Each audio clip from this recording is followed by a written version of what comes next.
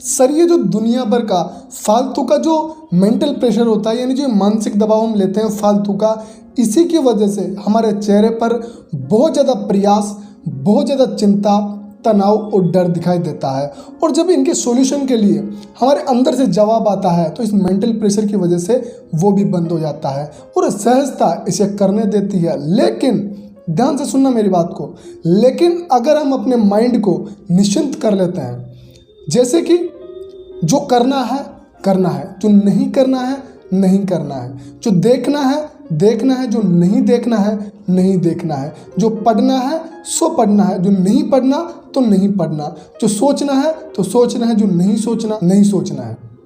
जब हम अपने माइंड को 100% डिसीजन मेकिंग पर लेके चले जाते हैं, कोई भी विचार, और उस पर अगर हम 100% टिक जाते हैं तो उस विचार को हमारा माइंड स्वीकार कर लेता है और फिर जो हमारा सबकॉन्शियस माइंड है उस विचार को सफल बनाने में जुट जाता है ना। इसीलिए मैं आपसे कह रहा हूँ कि थोड़ा इस पारंपरिक तरीके से हटकर सोचें, अलग सोचें, और सोचने के साथ ही उसके लिए एक अलग योजना बनाएं, डिफरेंट वे और डिफरेंट प्लानिंग। अगर आप परंपरागत तरीके से अलग सोचते हैं, बात करते हैं, देखते हैं, अलग विचार रखते हैं, अपनी एक अलग विचारधारा बनाते हैं, तो एक बात याद रखना कि जब आप अलग चलेंगे तो आप अपना विरोध पाएंगे, क्योंकि जिसने भी अलग चलने का प्रयास किया है उसके खिलाफ विरोध हुआ है, और विरोध पहचान ही है अलग चलने की। मेरी ये बात बिल्कुल ध्यान से समझना कि अगर हम पारंपरिक तरीकों से अलग सोचते हैं, अलग विचारधारा पर काम करते हैं, अलग योजना बनाते हैं और उसको पूरा करने का प्रयास करते हैं, तो हमारे खिलाफ बहुत ज़्यादा आपको विरोध देखने को मिलेगा। तो उस विरोध को आपको एक्सेप्ट करना है, क्योंकि ये पहचान है अलग करने की, अलग सोचने की। तो ये तो आपको एक्सेप्ट करना पड़ेगा। इससे कैसे हैंडल करना है ये आपको इसके ऊपर भी योजना बनानी पड़ेगी, अपने जो माइंड को थोड़ा स्ट्रॉन्ग करना पड़ेगा। और इन सबसे पहले आती है हमारी हेल्थ, हमारा स्वास्थ्य। इसमें भी हम अपने सबकॉन्शियस माइंड का जो है काफ़ी हेल्प ले सकते हैं। हमारी दिल की धड़कन, हमारी फेफड़ों की सांसें, शरीर में हर प्रकार की होने वाली गतिविधि, हर प्रकार की होने वाली कार्यशैली के बारे में ज़्यादा चिंता करने की ज़रूरत नहीं है। अगर हमें अपने सबकॉन्शियस माइंड पर भरोसा है, विश्वास है कि जो हो रहा है, शरीर में होने वाली हर गतिविधि, हर प्रकार की कार्यशैली, शरीर का हर प्रकार का जो अंग है वो ठीक प्रकार से कार्य कर रहा है, ये अगर विश्वास है, भरोसा है, तो फिर आपको ज़्यादा चिंता करने की कोई ज़रूरत नहीं है। क्योंकि अच्छे स्वास्थ्य का एहसास स्वस्थ रखता है, धन का एहसास धन उत्पन्न करता है, अच्छे जीवन का एहसास जो अच्छे विचारों से आता है वो अच्छा जीवन बनाता है। तो हम वैसे ही हैं जैसा हम सोचते हैं। अगर हमारे अंदर से थॉट और थिंकिंग निकाल दी जाए तो कुछ बचता है? नहीं बचता है। और भगवान ने इस धरती पर, इस ब्रह्मांड पर सबसे बड़ी जो शक्तिशाली विभाग है वो इंसान को दिया है, कल्पना शक्ति का, ऑब्जर्वेशन, इमेजिनेशन, है ना। क्या हम अच्छी कल्पना कर सकते हैं? क्या अच्छा सोच सकते हैं? तो फिर सोचते क्यों नहीं है, करते क्यों नहीं है?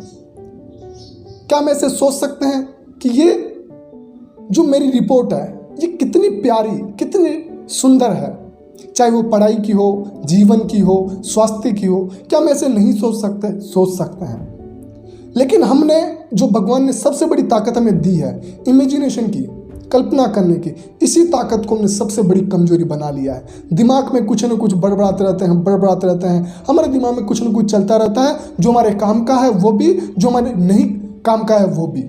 और ज़्यादातर जो हमारे नहीं काम का वही चलता है, क्योंकि ये साइकोलॉजिकल पूरी तरह प्रमाणित हो चुका है कि हमारे दिमाग में ज़्यादातर वही चीज़ें चलती है जो हमारे काम के नहीं है, और उनको कंट्रोल करना हमें आता नहीं है।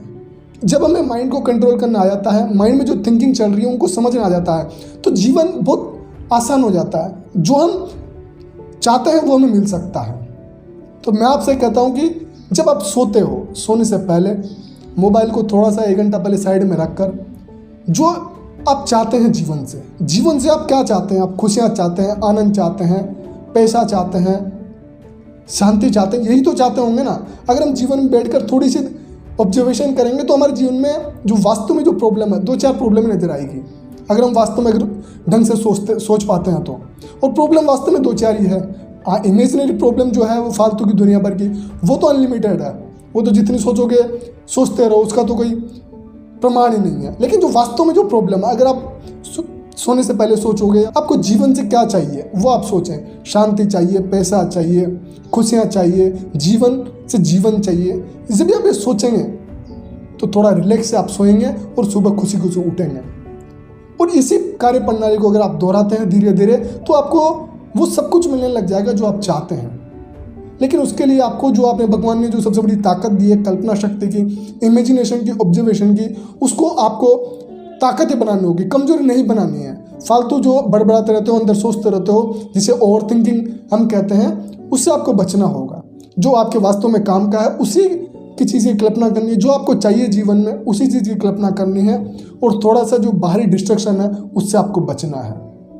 उम्मीद करता हूँ जरूर आपकी ये छोटा सा वीडियो ज़रूर हेल्प करेगा अपनी लाइफ को शांति से जीने में, एक ओवर थिंकिंग से बचने में और सबकॉन्शियस माइंड के पावर समझने में। अगर आप कहीं ना कहीं अपने माइंड के ऊपर काम करते हो तो धीरे धीरे आपका जीवन बदलने लगता है, आपको खुशियाँ मिलने लगती है, शांति मिलने लगती है, जो आप चाहते हैं वो मिलने लगता है। लेकिन इसके लिए थोड़ा सा रुकना होगा, देखना होगा, समझना होगा, अपने माइंड को, अपने थॉट को, अपनी थिंकिंग को, अपनी ऑब्जर्वेशन को, अपनी इमेजिनेशन को थोड़ा सा जो है सेक्रीफाइस करना पड़ेगा, फालतू के विचारों को त्यागना पड़ेगा। आपको धीरे धीरे जीवन में खुशियाँ नजर आने लगेगी। अगर आपको लगता है कि इस वीडियो से किसी की हेल्प हो सकती है तो डेफिनेटली इस वीडियो को शेयर करें। कोई जीवन की समस्या है तो जरूर कमेंट करें। मिलते हैं फिर से बेहतरीन वीडियो में, जब तक के लिए take care, love you all.